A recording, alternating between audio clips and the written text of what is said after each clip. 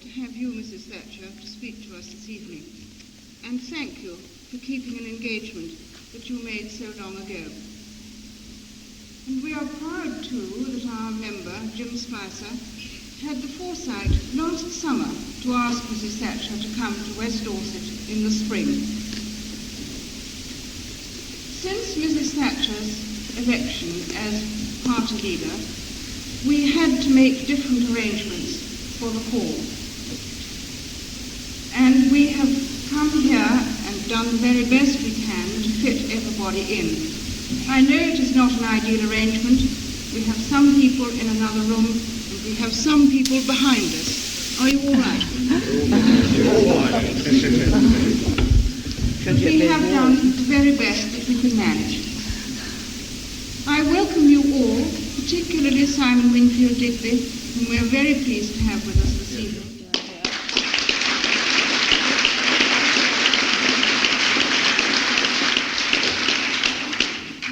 And also Archdeacon and Mrs. Ward. I'm not quite sure where you are, but I believe you're somewhere in the room. Lost. They're up the back, no, they're up there. And their daughter Alison, who was Mrs. Thatcher's secretary. And I believe it was Alison's idea that Mrs. Thatcher should come to West Dorset. And I hope you will tell Alison how very thrilled we are that this evening is really happening. I would also like to welcome some representatives from neighbouring constituencies. Mrs. Thatcher, last week when you were in Scotland, you were wearing some white heather for good luck. Tonight, may I give you this grown by an orchid specialist in West Dorset. And it comes to you with our very best wishes for good health and stamina for this... Thank you.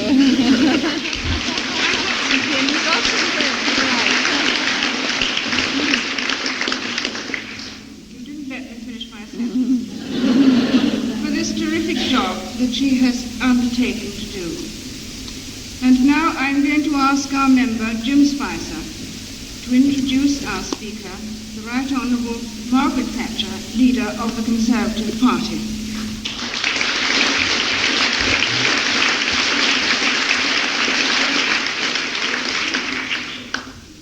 Madam Chairman, Mrs. Thatcher, ladies and gentlemen, I'm sure, Madam Chairman, you won't mind if I first of all say a word to those poor people incarcerated in another hall away from here, and apologise to them, as I know it's already been done, but we did all in our power to waive the provisions that the fire authorities put on this wall only on Thursday afternoon. It was quite impossible. And certainly immediately after this meeting, I know they've been told this, but I'm sure I can speak for Mrs. Thatcher. She will be coming over to see you, but I'm speaking to them at the moment, not to anyone on this floor. Can I first of all say, Madam Chairman, and echo all that you said, that it is indeed a very great honour to have a leader of the opposition in this constituency. Somebody, I can't quite remember who it was, said once that a week was a very long time in politics. And exactly a week ago tonight, or all day on the Friday, Mrs. Thatcher was being battered and bashed in shopping precincts in Edinburgh first of all, and then receiving an overwhelming, enthusiastic reception in Glasgow. But all I can say to her is that, of course, it's nice to get that in Glasgow and Edinburgh, but my goodness, it's much more important to get it from the rural heartland of England. And we really do here represent that heartland. And we are indeed proud that the very first occasion on which you are visiting any rural constituency is to this constituency and to Beaminster in particular. I went into Dorset today to get some petrol, and the petrol attendant said to me, I've always been a sort of semi-socialist, halfway Tory in a good year. And my wife has always been a socialist. but he said, certainly we are both solid Tories now. Firstly, because Mrs. Thatcher is the leader of the Conservative Party, and secondly, that she has honoured not a pledge, but a promise to come here. Because I can honestly say tonight that there are very few people who, picking up the diary of the leader of the Conservative Party, as she did 2 weeks ago, would still honour a promise to come here tonight.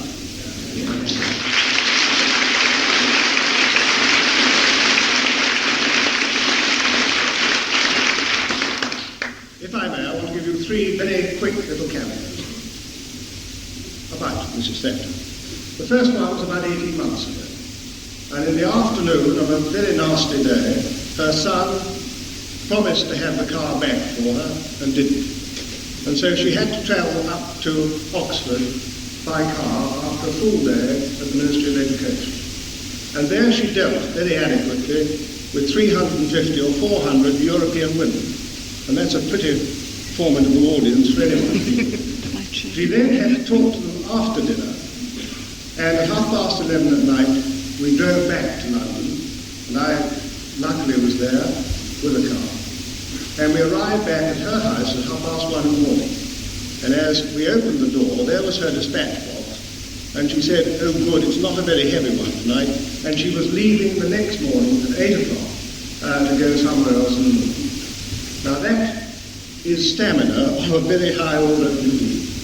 The second little cameo is a picture in the last summer, one of the few fine days we had.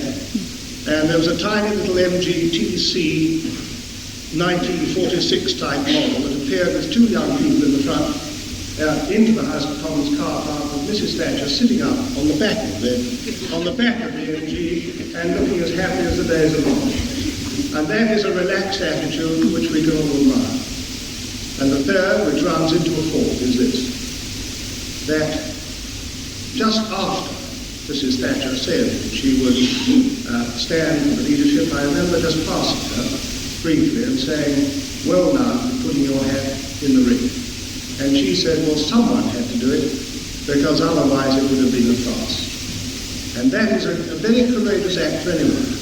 And we all admired her for doing that, and we all, I'm sure, are delighted with the result.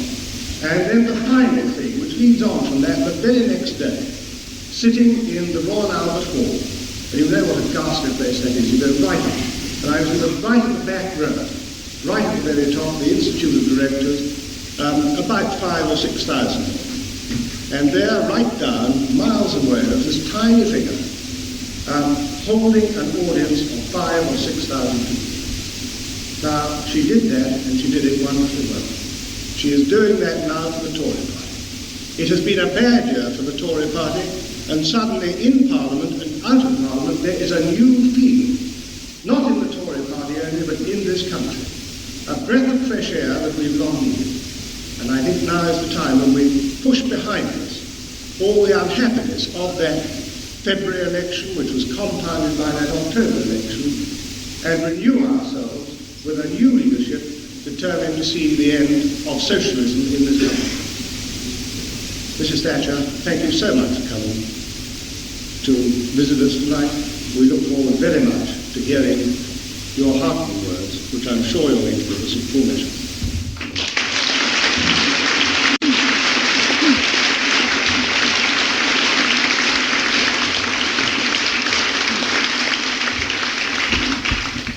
Madam Chairman, Mr. Spicer, ladies and gentlemen, you're very, very kind to me. After all, I accepted an invitation here as only me. It was quite by accident and the cooperation of about 160 chaps on the Conservative benches at the right time that I became leader of the opposition. And I'm very happy indeed that I'm able to fulfill this engagement this evening. And only too sorry that Alison isn't with us. Alison can't have the message very quickly, I'm afraid, because I think she's gone off to the Far East, but I hope will eventually come back and join me once again at the House of Commons. Now, Jim has given me a wonderful write-up of the number of occasions when he and I have been in and out of the House of Commons. And I confess I was a little bit worried just before I came tonight, because when you use that phrase, threw her hat into the ring, I all of a sudden wondered if this was a hatty place. Because I came down without a hat, and I was greatly reassured when I was told, no, this wouldn't be a hatty meeting. So that set my mind at rest on one thing right from the start. Now the second thing is this: we shall be along to the overflow. And I notice one great difference between being an ordinary member of Parliament and a leader of the opposition. When you're leader of the opposition, you get overflows. Ordinary members of Parliament don't get overflows, and one will have to be careful not to get a swelled head because of that, but we'll be along to see the overflow later. Now, I wanted to talk to you about one or two matters affecting the rural countryside, and then about one or two things which fundamentally affect us all as British people wherever we live. Now, if you look at a map of England on which each constituency has been painted with the colour of the party that represents it in Parliament, you make the surprising discovery that almost the whole map has been painted blue. There are patches of red around the cities, but the broad acres on which the food is grown that supports the urban millions are traditional Tory country. Now that's a loyalty which I hope no Conservative leader will ever take for granted. I certainly shan't. Because a party that has always had deep roots in the countryside must continue to earn that loyalty. And however much farmers may grumble at us when we're in office, and they do grumble, even at Tory governments. I have a brother-in-law and sister who are farmers, and I'm kept very much in touch with the problems of the farming industry. The fact remains that we've served British agriculture better than a wholly urban party can ever do. In the years before 1970, a Labour government brought many British farmers to the verge of bankruptcy. And in the past year, livestock producers and dairy farmers have been no better treated. For the first time, we are actually beginning to see a decline, not only in present output, but in provision for the future. They say, of course, we should be thankful for small mercies. And the latest price review may just prevent a bad situation from becoming even worse. I rather doubt it. But I can't see it as any kind of a sound foundation for that sustained expansion of production that we need, and that can only be based on adequate returns and confidence in the future. Madam Chairman, consumer food subsidies are no answer to the real problem. They really conceal reality and blur the issue. We know that our farmers and farm workers can do the job if they are given the right encouragement, because the industry's record since the war really has been little short of amazing. In fact, it's no exaggeration to say that if British manufacturing industry had increased its productivity at anything like the rate of British agriculture, we should be a very prosperous country indeed, with no balance of payments problem at all. And what a wonderful bonus that would be for us all. But to produce more food from our own fertile acres is more than an economic necessity. It's a moral obligation as well. Because this is one field in which self-interest and altruism go hand in hand. Of course we need to reduce our imports for balance of payments reasons. But when millions of people in the underdeveloped countries are suffering from malnutrition or facing starvation, We've an absolute duty to reduce our own demands on the food resources of the outside world. And that's another reason for growing as much as we can in this country. But a well-balanced economy means, too, a well-balanced society. We've got to have it balanced between the needs of the country and the needs of the town, balanced between governments and the needs of citizens. For the interdependence of town and countryside is a real thing, and we must keep the balance right. Britain's countryside is not just something for townspeople to build on and picnic in. It's an area in which other people live and work and cherish their own values and way of life. And it must flourish if Britain as a whole is to flourish. A well-balanced society. It's very easy to say, it's very difficult to achieve. But it's only in a well-balanced society in which no single institution or group of people is too large or too powerful that everyone can feel happy and secure. Because excessive power, selfishly or irresponsibly used by any sectional interest, threatens the freedom and prosperity of everyone. But a proper balance of power, and that includes the second kind of balance, a proper balance of property and influence. That must be the aim of true statesmanship. And the first essential for that is a proper balance between the power of the state and the freedom and aspirations of the individual citizen. Let me repeat something I wrote recently in a newspaper article. It's not the business of politicians to try to please everyone. That's impossible. But it is our business to try to do justice to everyone. And this involves doing justice to the strong, the able, the enterprising, and the thrifty, as well as to the weak and the unfortunate. No more than justice, but certainly no less. How else can a struggling country survive? Wealth has to be created as well as shared. And it's not created by the state, by public corporations, or by the welfare services. It's created by the vision, the ideas, the hard work, and the savings, and yes, the capital of men and women in industry, in commerce, and the land. You need the capital and savings of the people, invested in industry, in commerce, and in the land to produce the maximum of which we are capable. And I wonder, is this something that Mr. Healy, Mr. Benn, and Mr. Foote can't see? And if they can't see it because of their ideological blinkers, they must be guilty of foolish and dangerous bigotry.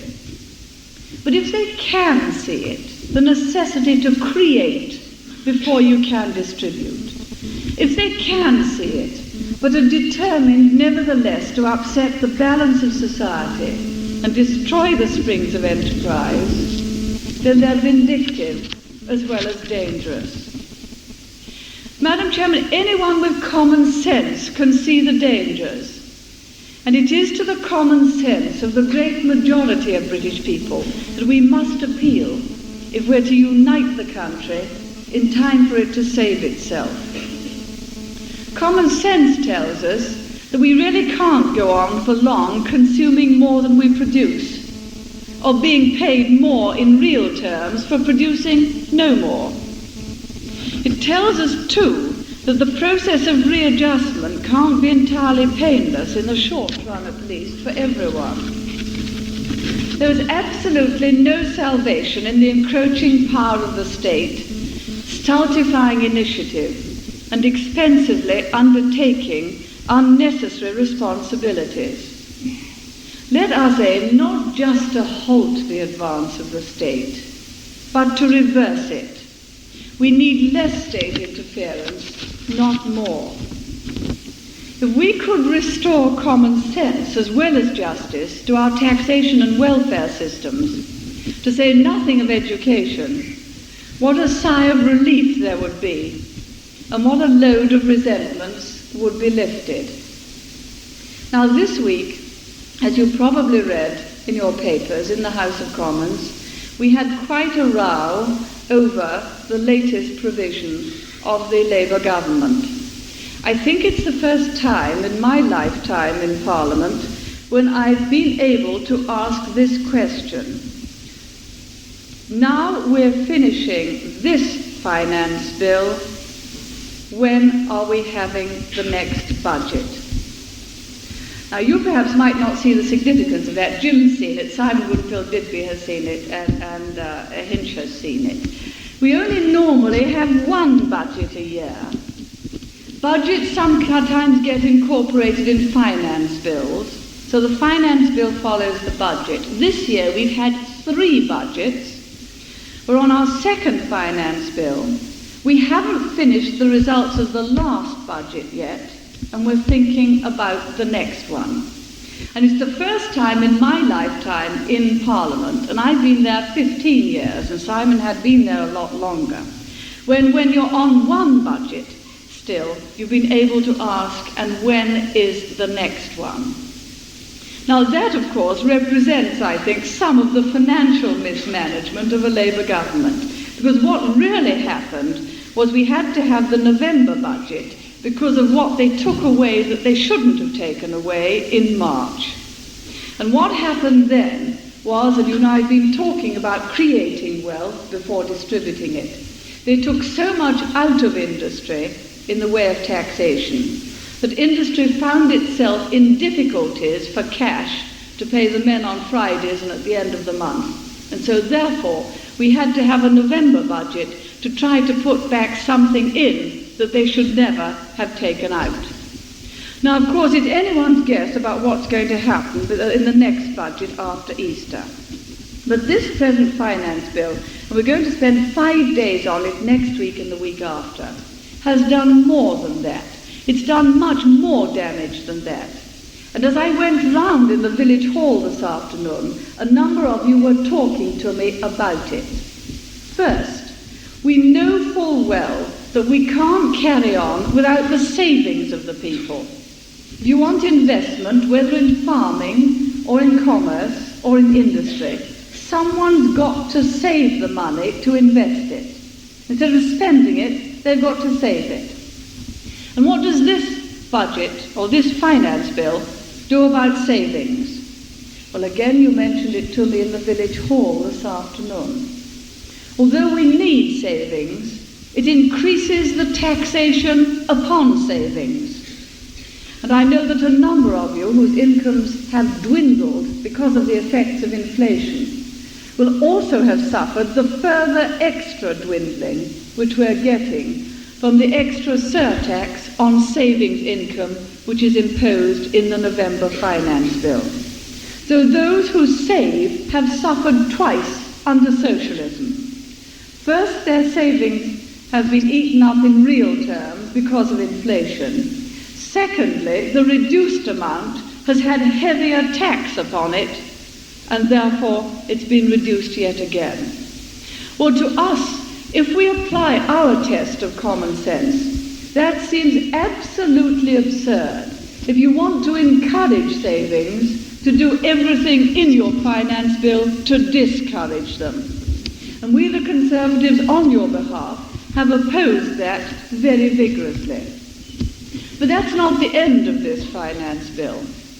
It has a new tax in it, and never be misled by long names. As you know, it's called the capital transfer tax, but it's a new, very heavy tax. And if it goes through as it is, it will change the face of Britain adversely within one generation, because it has a highly damaging effect on 3 things which are vital to the whole British economy: on farming, on forestry, and on small businesses. Again, we come back to what I was saying in the earlier part of my speech. We need the food production from farms, we need a flourishing commerce, we need a flourishing industry. We also happen to need a great deal of forestry and cut timber.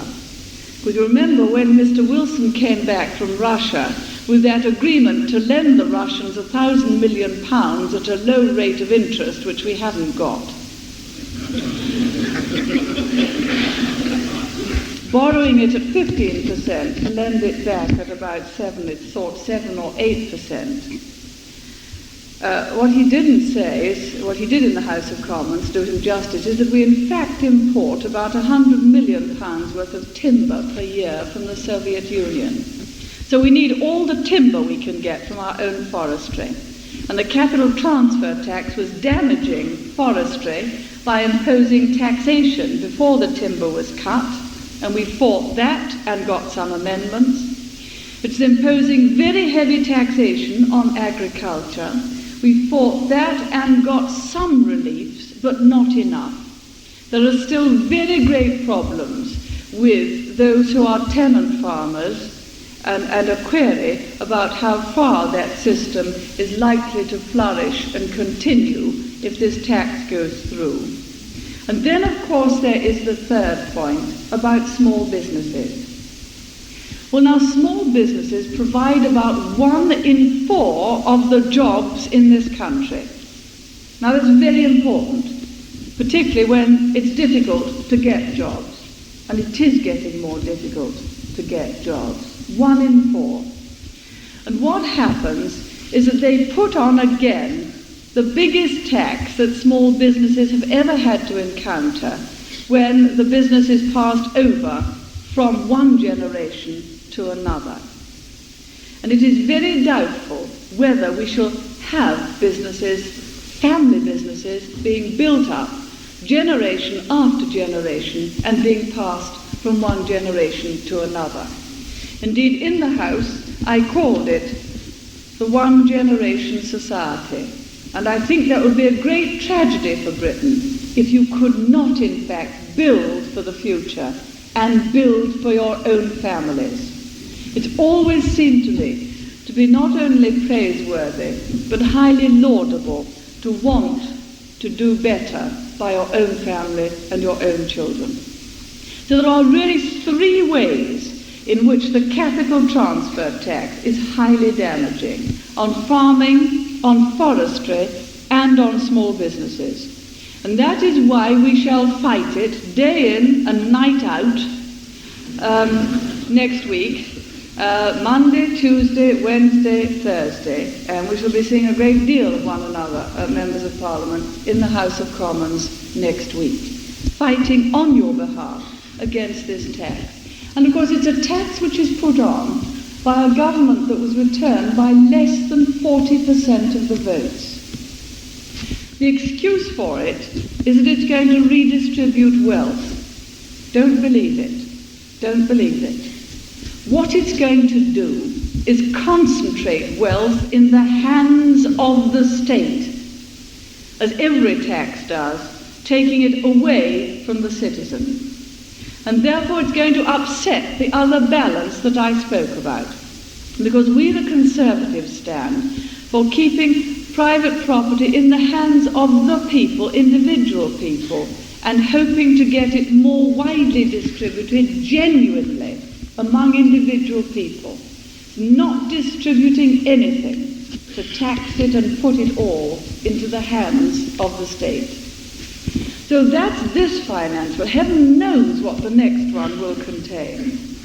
And added to that, of course, is the 5th thing. There was the savings, the capital transfer tax with its 3 points. And the 5th thing, which is affecting us all very adversely indeed, or many of us, and that is the extra tax on the self-employed through the national insurance contribution. Now again, at a time when you need as many jobs as possible, you'd have thought it advisable to look after the self-employed, who often provide not only jobs for themselves, but jobs for others. It's always the independent who are struck at by a socialist government, those who exercise initiative and independence and save, who are in fact very badly affected. And now we shall in fact be fighting hard on your behalf on those things on this last November's finance bill, which must be through by March the 14th. Now, we shall fight on that and on many other fronts. And I believe that at the next election, we can win. Earlier in my brief life so far, as leader of the opposition, I made a speech round the good old-fashioned text. It's always as well to have a text, even if it's in a speech. Without vision, the people will perish. Where there is no vision, the people will perish. Within a few days, one of the commentators had got at me and concluded an article about me with these words: "The art of political survival is to deal with the facts as they are and not to dream dreams." I thought he must have been as dry as dust to write that. But I know what he meant. I think I'm a practical politician. Most housewives are. We have to be. We've no choice. And I try to get my facts right. Indeed, those self-same commentators, when I've turned up in the House of Commons with a stack of documents, with every single fact documented, have said she bothers too much about the fact, she's legalistic. Well, never mind. But never to dream dreams, or to have a vision of the future. What a depressing thought. That's the fate of bureaucrats. It's not the inspiration of a statesman. Did Disraeli never dream dreams? Did Winston Churchill never dream dreams of a future? Of course they did. And I say again, give us your support, and we will try and implement the vision of the future. Of course we'll deal with the facts as they are, but perhaps we'll make some dreams of a Great Britain come true as well.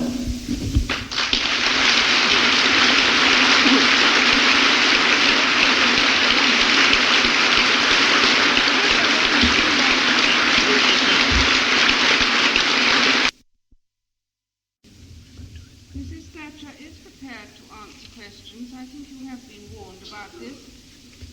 Then there is a microphone. Somebody down here has a microphone?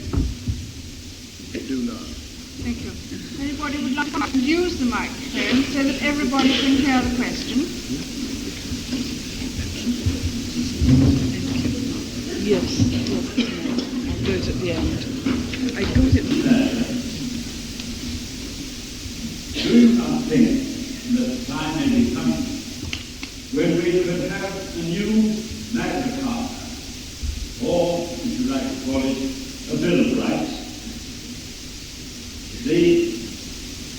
Some of the subjects for inclusion might be the sanctity of the home.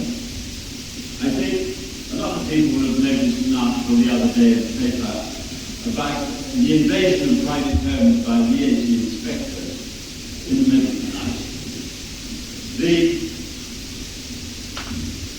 evils of retrospective legislation, and particularly fiscal legislation, that perhaps is one of the most important things of all. The freedom of the choice of the individual in education, absolute freedom. The freedom of the choice of the individual in the health service, matters of health. I quote these simply as examples, Mrs. Thatcher. Is it not time that we set the scene again and put the individual with his back against a really strong wall? I answer it again. Shall I answer as we go along? I think there is a good case for this, but the problem in this country has been, as parliamentarians know, that any parliament can upset what any previous parliament did. And really, therefore, the only true safeguard is to return parties to Parliament which believe in those things and which are prepared to protect them. And this means that Conservative members of Parliament have got to put very squarely before the people the issues at each election and to show how much those things of which Lord Renford has spoke could be endangered. Now let's see what he spoke about in particular as an illustration. First, the sanctity of the home, and he referred to fiscal legislation and VAT. Bad as that is, it's nothing like as bad as one of the provisions in the schedules to the present finance bill, which gives, under certain circumstances, to certain companies even increased powers of entry beyond those which can be used now over VAT.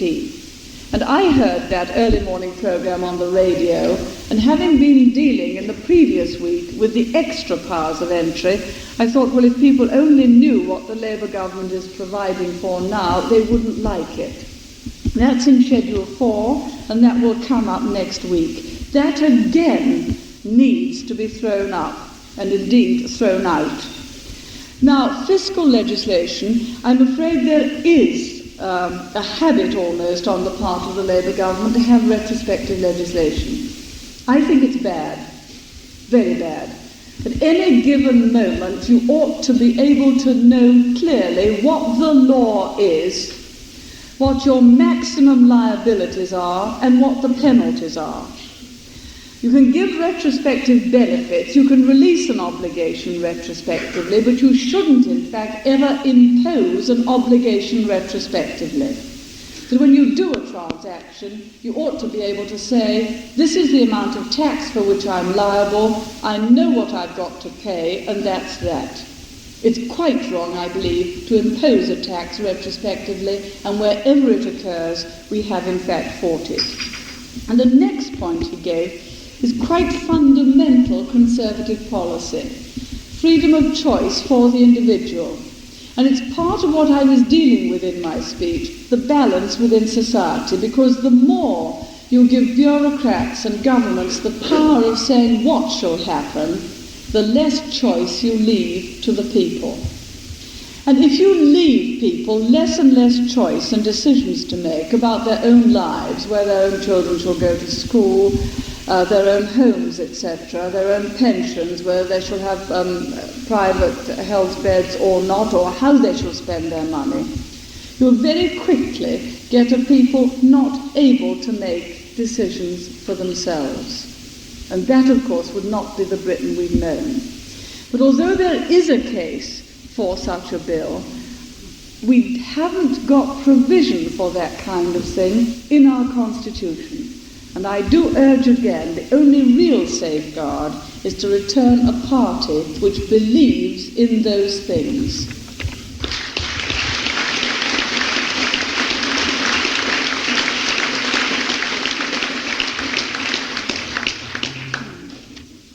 May we have the next questioner, please?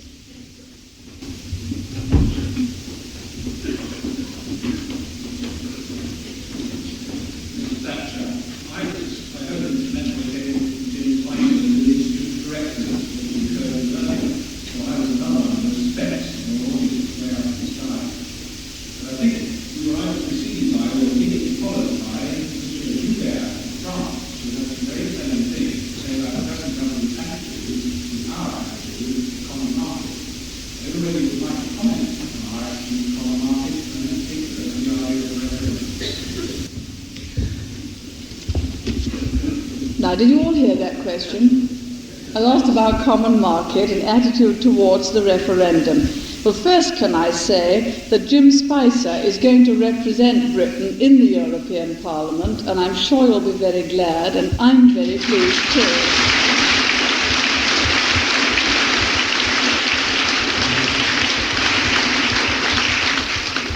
Clearly this constituency did a very good job when it returned him to Parliament with a very good majority, a slightly increased one, I think, in October over February, and I'm sure you'll be very happy that he's not only going to represent you in this Parliament, but he's going to make certain that the voice of this part of the country is heard in the European Parliament.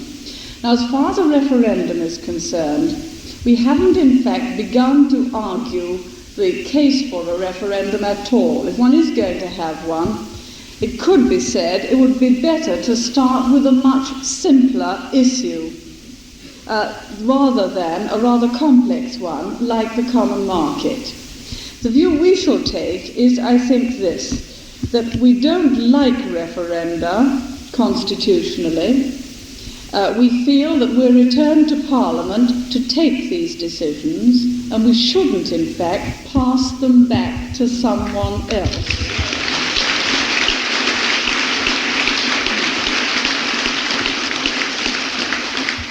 See, if you're going to do that frequently, well, Parliament will become a fundamentally different kind of institution.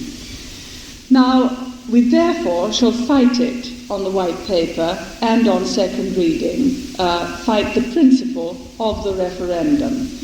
After that, once it's decided that one is going to be held, it would seem that we shall try to make it as good as possible, do our level best to secure the result we want, because we take the view that it would be catastrophic if Britain were just to become a lonely offshore island off the coast of Europe, outside the common market, without access on the same terms to her markets. But we shall then try, I think, to get it through as soon as possible, commensurate with improving the bill, because uncertainty is bad. It's bad for farming, it's bad for business, it's bad for trade. So that, broadly speaking, is the view we take upon those issues.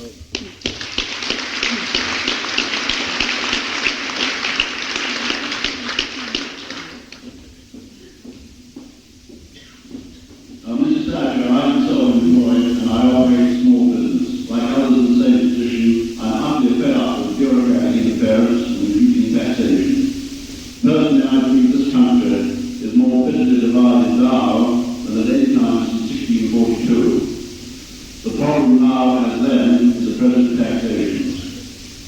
I think the real problem in Parliament is that the social majority in the House of Commons enables them to pull nose through any measures that they wish.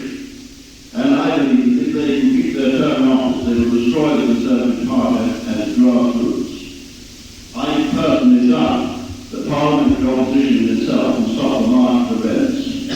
Is it not time that the Conservative Party took a leap out of socialist thought by actively encouraging a conservative equivalent of the TUC?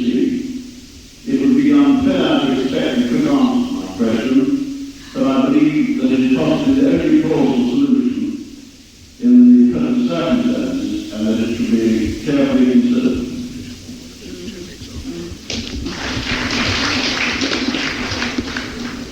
Well, your best friend wouldn't call you an optimist.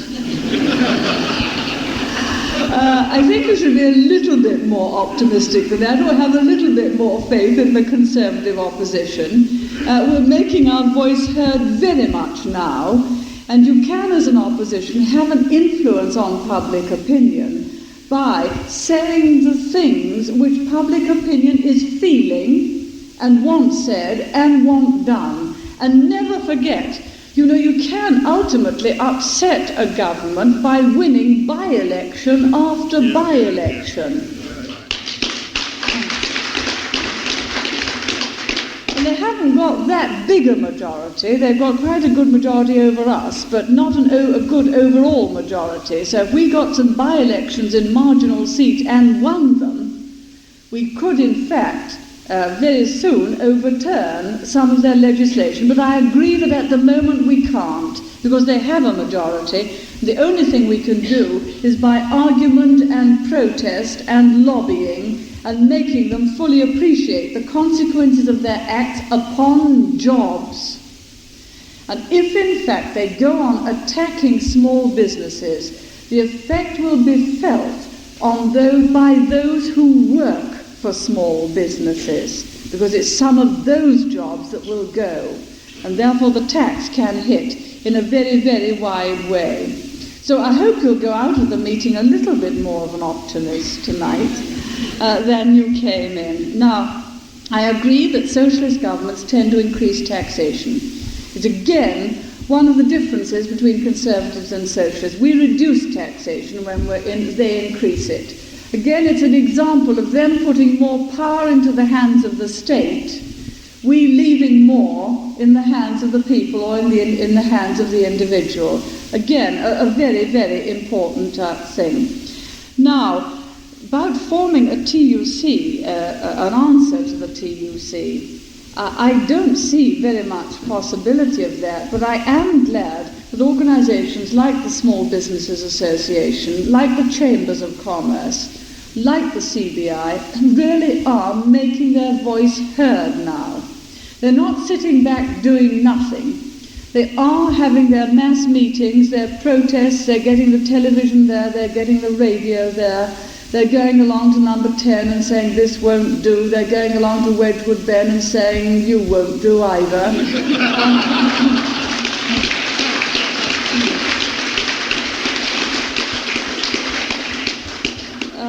And if they go on like this, they're doing quite well. So you go on attacking the present government and we'll help. And together, we hope we'll win. Mr.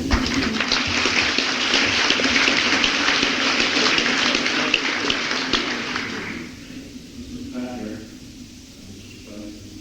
I'm very pleased to see this evening we're still a few conservatives left in this country.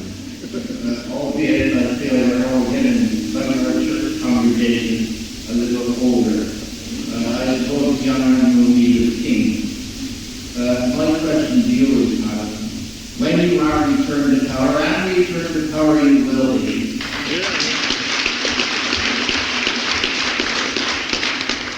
what are you going to do to deal with the power of the darkness? And you know who I mean by the power of the darkness. May I say, may the silver of your voice never be dimmed, the beauty of your political body never be bruised, and may the power of Almighty God be always with you.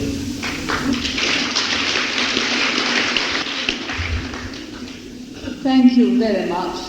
I hope you'll get together with the previous questioner.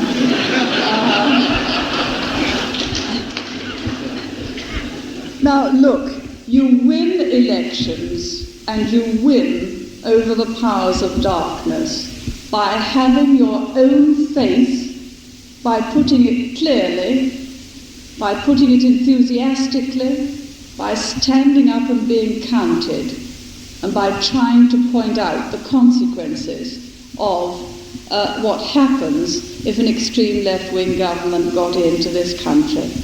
You cannot win without a message. And this is what I meant when earlier in the week I said, where there is no vision, the people shall perish. We have to have a clear message, a clear vision of the great Britain we want to create.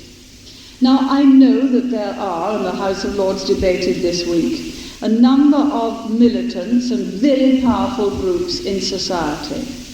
I believe they are a tiny minority, and that the fundamental body of this country has spirit, wants to do a good day's work for a good day's pay, wants to see people treated fairly, equitably, and with justice, wants to see incentives for workers and not incentives for idleness, wants to save and wants to be reasonably thrifty. In other words, wants to build a good, free society of responsible citizens.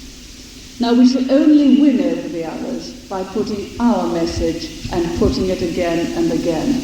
And I think with the help of the last questioner, we shall do it.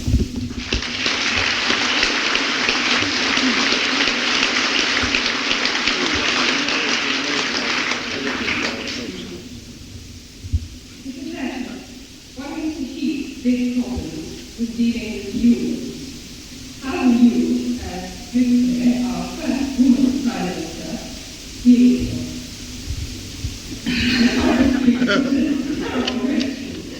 trust a woman to come out with the $64,000 question.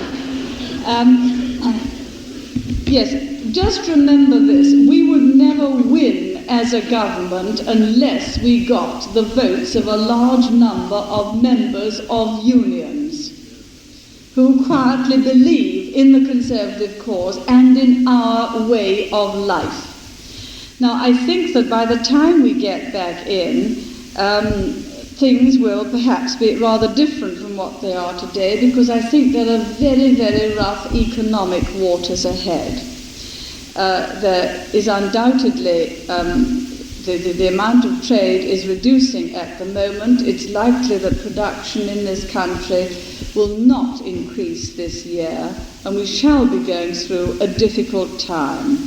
We can only, we call it, deal with people by talking to them, by trying, in fact, to mobilize the majority of your members of your union to be active in electing the leaders of their own union, and not lethargic. Because this ultimately is the real trouble. The majority are not as active as the fanatical minority. Now that really is the key to what we have to do before and after the next election. Mrs.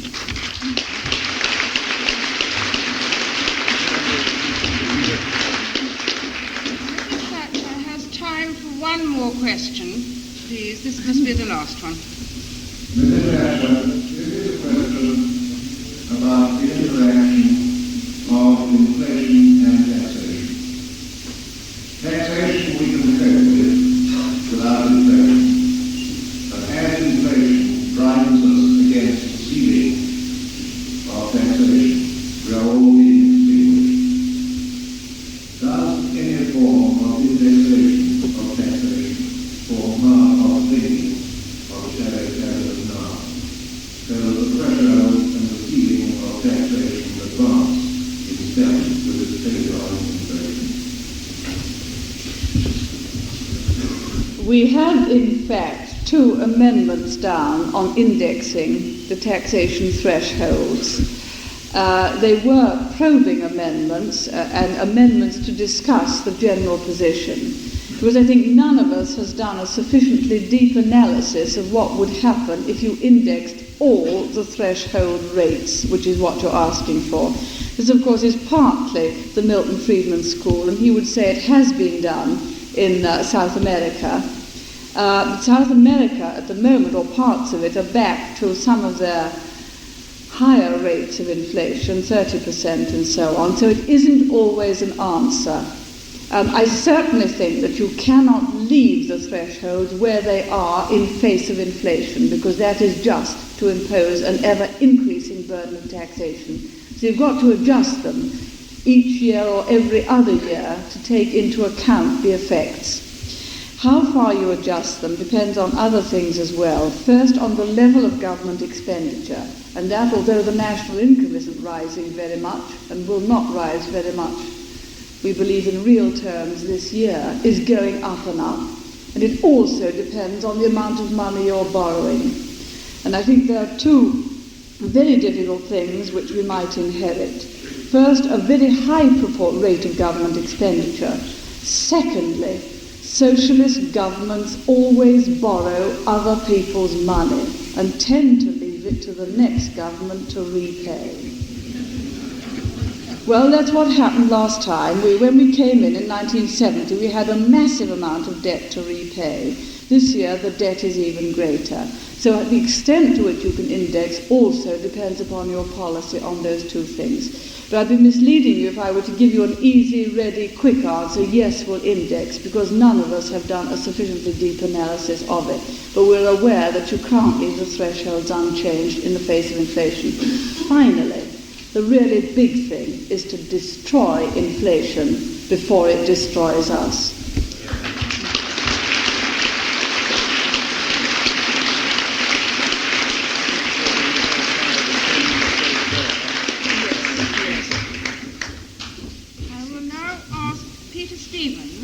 Chairman of this constituency, to propose the vote of thanks.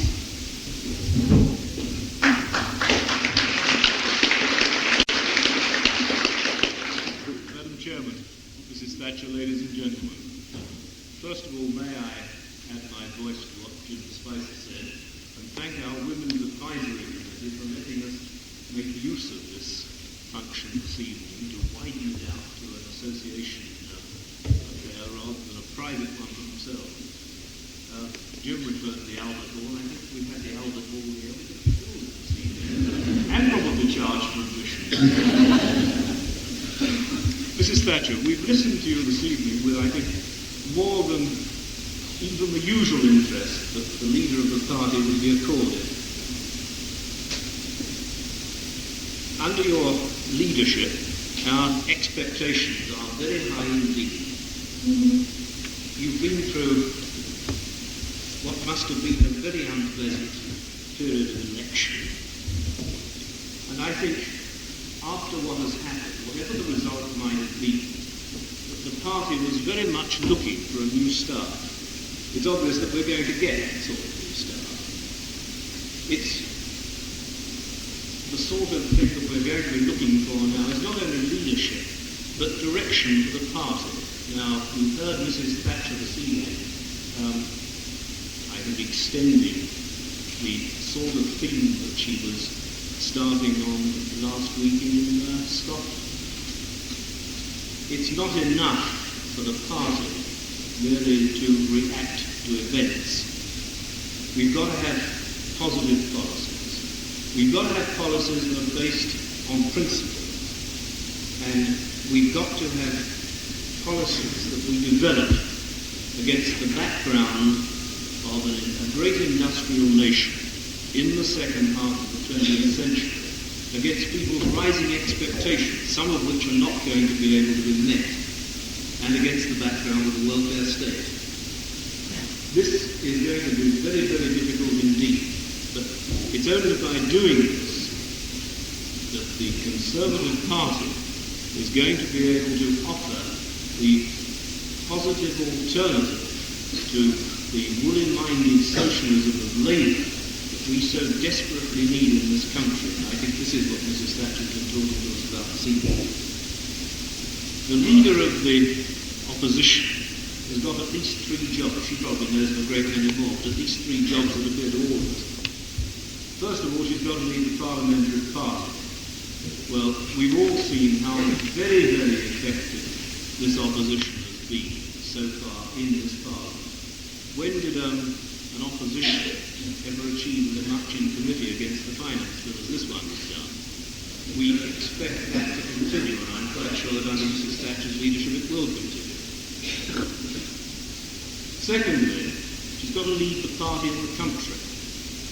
Now this, again, is no simple matter. She's obviously going to do it by giving up her private life altogether and spending every weekend travelling around the country talking to people like us. Thirdly, she's got to plan for the future. And this, I suppose, is the most difficult thing of all. She's got an excellent group of people around her to assist in this. She will increase the size of that group with the passage of time. But this, in my view, is the most difficult part of the leader of the opposition's job at a time like this. Any one of these things would be more than a full-time job for any normal, able-bodied person. How you can manage 3 of them, I don't know, but obviously you're starting very well. Well, amongst all this, you found time to come and talk to us this evening, and for this we're all very grateful indeed. Not only those of us who are here tonight, but the many, many hundreds of people who would like to have been here tonight and can't. Mrs. Thatcher, thank you very, very much indeed on behalf of the West Dorset Conservative Association.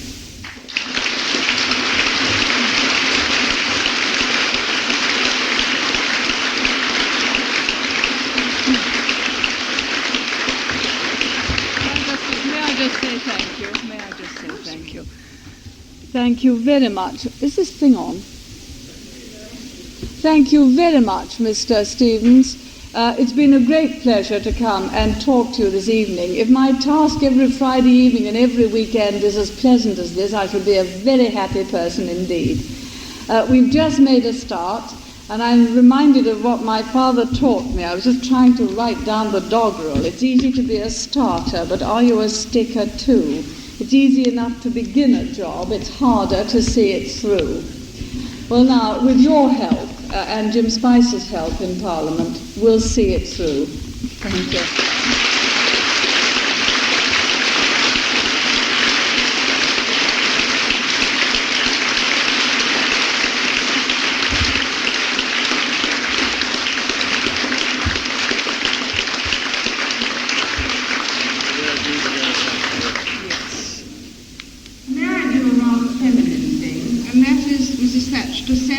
greetings to your family, who I think back you all the way, and who have put up with all sorts of intrusions and interruptions to your family life with enormous pride and dignity. Before I close the meeting, may I just thank everyone who has had anything to do with the arrangements for this evening, particularly Peter Stevens and Hugh Muir, who I think must